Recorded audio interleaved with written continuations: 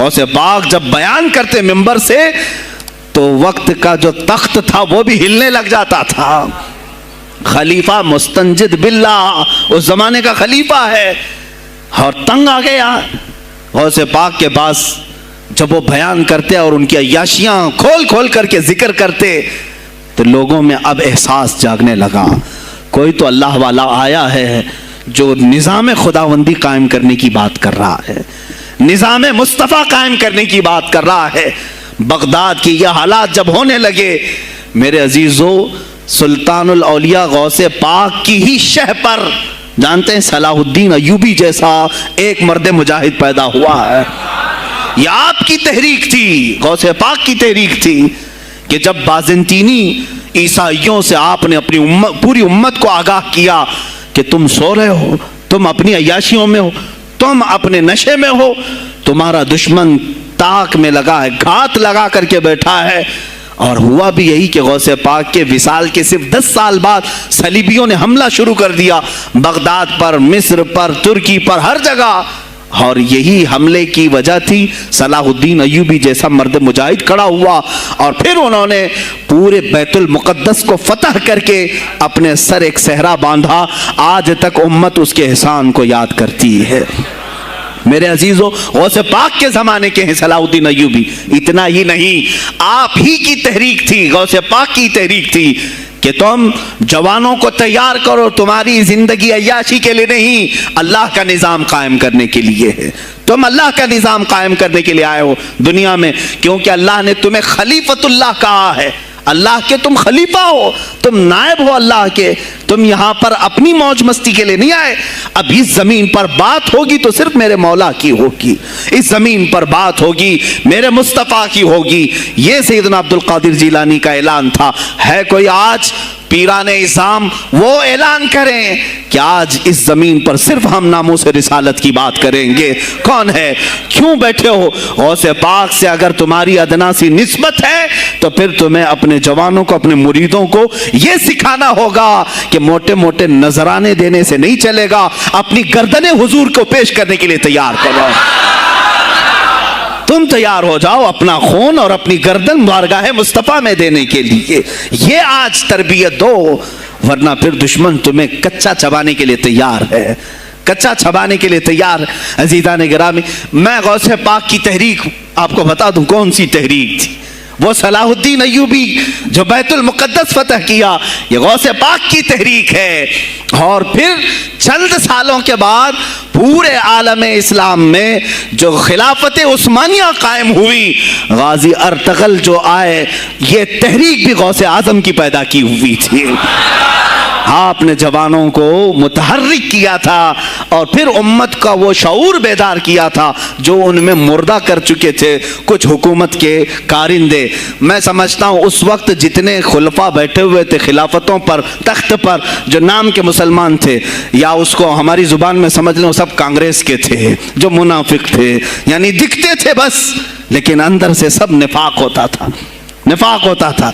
ہاں میں صاف کہوں گا, بغداد میں بھی کانگریس کا خلیفہ رہا ہوگا, مصر میں بھی اور ترکی میں بھی اور نیشاپور میں بھی, اس لیے کہ مسلمانوں کے خون چوس کر کے تخت پر بیٹھ تو جاتے لیکن پوری زندگی گزر جاتی, میرے مصطفیٰ کا نام تک نہیں لیتے تھے. ان کو بٹھاتے تھے مسلمان. آج آپ بھی تو یہی کر رہے ہیں, یہی کر رہے ہیں. ہم اپنا اپنا سمجھ کر کے جن کو اوپر تک بٹھاتے ہیں, پوری زندگی چھان مار کر کے دیکھ لو کب یہ نظام قرآن کی کبھی بات کیا ہے؟ کبھی میرے مصطفیٰ پر آنے والی آنچ کے لیے کھڑا ہوا ہے؟ کوئی نہیں کھڑا ہونے والا ہے. ان کے سفید کرتے اور ان کے سفید پاجامے سب کفن بن کر رہ جائیں گے اور کچھ بھی نہیں ہوگا. عزیزان گرامی وقار, آپ کو سرکار بغداد رضی اللہ تعالیٰ عنہ کی تحریک میں بتاؤں, ترکی سے نکلنے والی خلافت عثمانیہ یہ غوث اعظم کی پیدا کی ہوئی تحریک تھی. اتنا ہی نہیں, آپ کے آخری زمانے میں سرکار خواجہ غریب نواز معین الدین چشتی رضی اللہ تعالیٰ عنہ کی ملاقات بغداد میں ہوئی. معین الدین اجمیری رضی اللہ تعالیٰ عنہ کی ملاقات ہوئی. تاریخ دان نے لکھا, آج میں نے پہلی مرتبہ اس کو پڑھا اور آپ کے سامنے پہلی بار بتا رہا ہوں, سرکار بغداد اور حضرت خواجہ غریب نواز کی ملاقات کے بارے میں بہت سارے باتیں چلتی ہیں کتابوں میں بھی, میں نے اپنے مرشد سے بھی پوچھا تھا. بہرحال ایک تاریخی ایک کتاب سے مجھے آج یہ بات ملی کہ سلطان الاولیاء غوث پاک نے حضرت خواجہ غریب نواز کو کیا وصیت کی تھی, کیا کہہ کر کے بھیجا تھا. ان کے پاس غوث پاک نے, غریب نواز نے بہت ساری انعامات, اوراد, وظائف, طرق, اجازات سب حاصل کیے, لیکن ہندوستان جب آئے کیا کیا انہوں نے, یہ بھی بتایا گیا کہ غوث پاک کی یہ تحریک تھی. کیا؟ سلطان الہند سرکار غریب نواز نے شہاب الدین غوری کو بلا کر کے ہندوستان میں پرچم اسلام لہرانے کا حکم دیا تھا. یہ تحریک بھی سرکار غریب نواز نے لائی تھی بغداد کے ولی کامل سے. تم کیا سمجھتے ہو یہ اولیاء خالی مسلح لے کر کے گھومتے تھے, یا اولیاء اکرام صرف گدی نشین تھے؟ نہیں میرے عزیزو, یہ حکومت وقت کو آنکھ میں آنکھیں ڈال کر بات کرتے تھے اور پھر نظام مصطفیٰ کی بات للکار کر کے کرتے تھے. آج کے زمانے میں کچھ لوگوں نے اولیاء کو ایسا پیش کیا ہے جیسے وہ درویش ہے, بس جنگل میں رہتے تھے اور کچھ نہیں. نہیں میرے عزیزو, وہ اللہ کے شیر تھے, اللہ کے شیر تھے. اسی لیے تو اقبال نے کہا ہے اللہ کے شیروں کو آتی نہیں روباہی. وہ کبھی لومڑی پن کا انہوں نے اپنے آپ میں اظہار ہی نہیں کیا کہ نہیں یہ بھی چلے گا وہ بھی چلے گا, کبھی نہیں. وہ گرجتے تھے اپنے تخت پر, اپنی خانقاہوں پر. دیکھیں خلیفہ مستنجد باللہ, ابو المظفر اس کو کہتے ہیں, بغداد کا وہ خلیفہ, عباسی خلیفہ, بڑا طاقتور, اور اسی کے زمانے میں غوث پاک ہیں. ایک فارس سے آنے والے اجمی عبد القادر, شیخ عبد القادر, جب بغداد کی جامع مسجد میں بیان کر رہے ہوں, در و دیوار ہل رہے ہیں. وہ اپنے خلافت کے دربار میں بیٹھا ہے خلیفہ, اچانک بہت زور کی آواز آئی, پورے محل میں گونج گئی. پوچھا یہ آواز کیسی بغداد میں؟ لوگوں نے معلوم کر کے بتایا کہ شیخ عبد القادر جیلانی نے چھینک ماری, ان کے مریدوں نے صرف جواب دیا ہے. ان کو چھینک آئی تھی, جواب میں لوگوں نے یرحمک اللہ کہا, وہ خلیفہ وقت کے محل تک پہنچ گئی آواز. تو اس نے کہا یہ تو پورا ہلا دینے کی بات ہے. ایک بات یاد رکھو میرے عزیزو, آواز ہو سکتا ہے تمہاری مسجد سے باہر جائے نہ جائے, تمہاری آواز کا دار و مدار تمہارے گلے پر نہیں ہے. ایک بار تم پکارو گے, پہنچانا میرے مولا کا کام ہے. اب ہماری آواز کہاں کہاں تک پہنچتی ہے, کس کے ٹائر پھٹتے ہیں, یہ سب بات کی بات ہے. تم پکار کر کے تو دیکھو. اللہ رب العزت کے نام پر عزیزان گرامی وقار مستنجد باللہ آیا اور وہی کیا جو ہر عیاش کرتا ہے.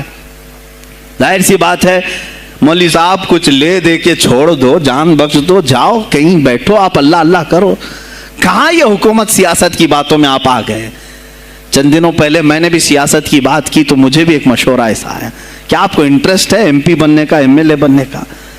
میں نے کہا مجھے انٹرسٹ تو نہیں ہے, لیکن کرسی صاف کرنے کا انٹرسٹ بہت ہے. اس پر جو کچرا ہے اس کو صاف کرنے کا انٹرسٹ بہت ہے. انشاءاللہ العزیز وقت آئے گا وہ صاف ہوں گی بھی. عزیزان گرامی, مستنجد باللہ 10 اشرفیوں کی تھیلیاں لے کر سونے کی غوث پاک کے دربار میں آیا. آپ مریدین کے ساتھ بیٹھے, ارے وہ حال و قال کی مجلسیں ہیں. مستنجد باللہ آیا, غوث پاک کی بارگاہ میں کہا کہ یہ حضور آپ قبول کر لیں, نذرانہ ہے. آپ نے کہا تو رکھ لے اپنا نذرانہ, تو اپنے پاس رکھ لے. کہا کہ ہدیہ قبول کرنا سنت ہے, آپ سنت کے خلاف کرتے ہیں. غوث پاک نے کہا اللہ ایک تھیلی لیا اور اپنے بغل میں دبا کر کے اس کو نچوڑنا شروع کیا تو اس سے خون ٹپکنا لگا. خون اتنا ٹپکنے لگا تو حاضرین مجلس دم بخود رہ گئے. خلیفہ مستنجد باللہ بھی دیکھ رہا تھا. غوث پاک نے فرمایا ابھی تو یہ ایک تھیلی ہے, میں 10 کو نچوڑوں گا تو یہ خون تیرے دربار تک پہنچ جائے گا, تیرے دربار تک پہنچ جائے گا.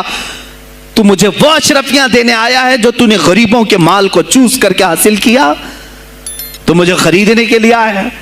اگر مجھے تیرے خاندان کی حرمت کا خیال نہ ہوتا تو میں آج پورے بغداد کی نالیوں میں اسی کا خون بہاتا. خلیفہ مستنجد باللہ بے ہوش ہو گیا، اور اس کے بعد جب ہوش آیا اس نے توبہ کیا اور آپ کے ہاتھ پر بیعت بھی کیا۔